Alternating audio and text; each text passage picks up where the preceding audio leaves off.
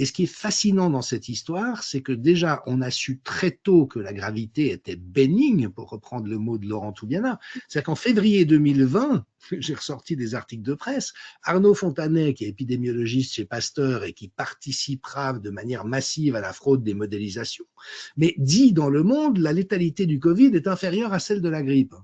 En février 2020, un mois avant que Macron dise « nous sommes en guerre ». Nous sommes en guerre. En guerre sanitaire, certes. Nous ne luttons ni contre une armée, ni contre une autre nation. Mais l'ennemi est là, invisible, insaisissable, qui progresse. Et cela requiert notre mobilisation générale. Nous sommes en guerre. Toute l'action du gouvernement et du Parlement doit être désormais tournée vers le combat contre l'épidémie. De jour comme de nuit, rien ne doit nous en divertir. C'est pourquoi j'ai décidé que toutes les réformes en cours seraient suspendues, à commencer par la réforme des retraites. Nous sommes en guerre.